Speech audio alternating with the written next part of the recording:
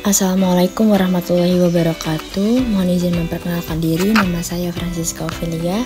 Saya peserta Latsar CPNS tahun 2023 angkatan 48 kelompok 1. Di sini saya akan menyampaikan prinsip-prinsip manajemen ASN.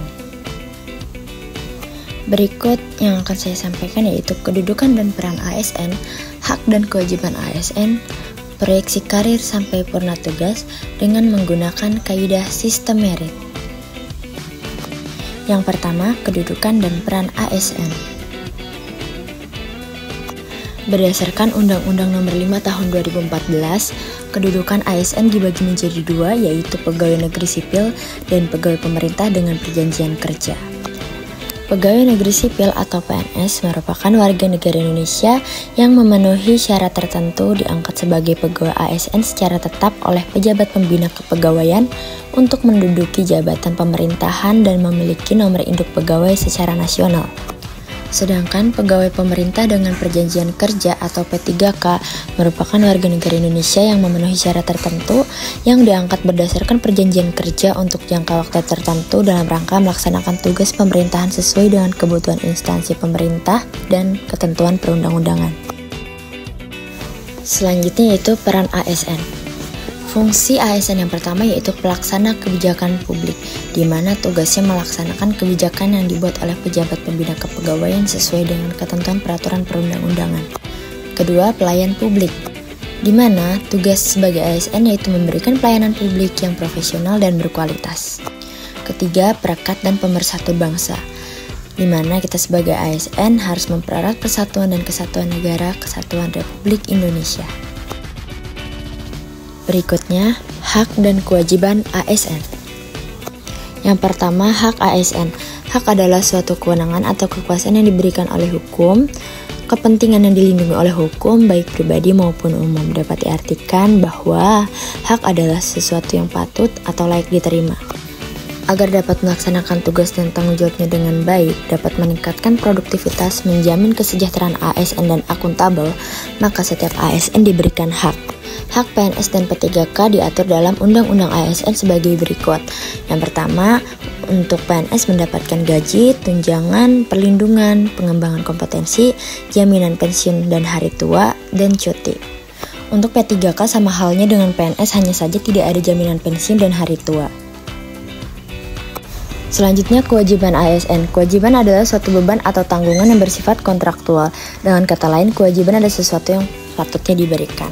Kewajiban sebagai ASN yaitu setia dan taat pada Pancasila, Undang-Undang Dasar 1945 dan NKRI, menjaga persatuan dan kesatuan bangsa, melaksanakan kebijakan yang dirumuskan pejabat pemerintah yang berwenang, menaati ketentuan peraturan perundang-undangan, melaksanakan tugas kedinasan dengan penuh pengabdian, kejujuran, kesadaran, dan tanggung jawab, menunjukkan integritas dan keteladanan dalam sikap, perilaku, ucapan, dan tindakan kepada setiap orang baik di dalam maupun di luar kedinasan, menyimpan rahasia jabatan dan hanya dapat mengemukakan rahasia jabatan sesuai dengan ketentuan peraturan perundang-undangan.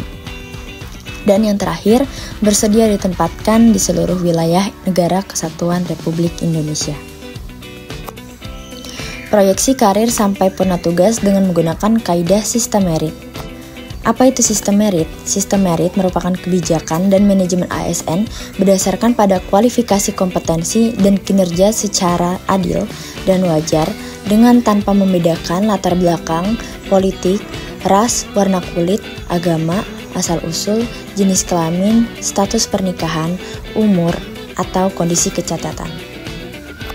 Berikut fungsi sistem merit dalam manajemen ASN. Untuk organisasi dapat mendukung objektivitas dan prinsip akuntabilitas dalam pengelolaan ASN, mewujudkan ASN yang unggul dan berdaya saing.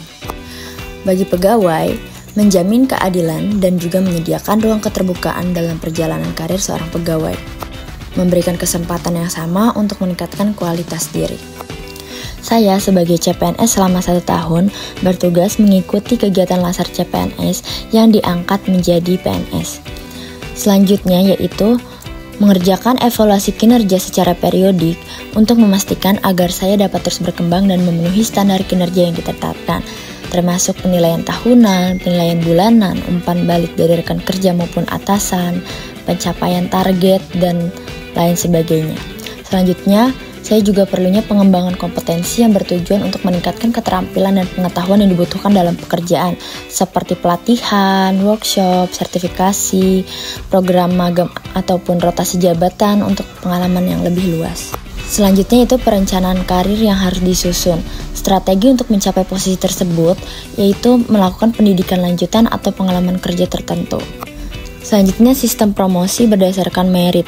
Promosi harus didasarkan pada prestasi dan kontribusi nyata, bukan pada senioritas atau faktor lainnya.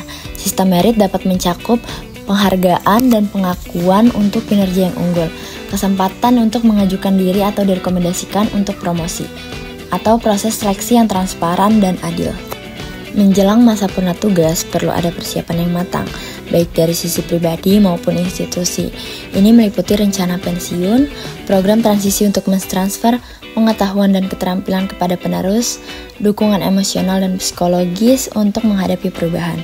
Dengan mengikuti kaidah sistem merit, kita dapat memiliki proyeksi karir yang jelas, terstruktur, dan adil hingga masa purna tugas, sehingga dapat terus berkontribusi secara maksimal selama masa kerja. Terima kasih.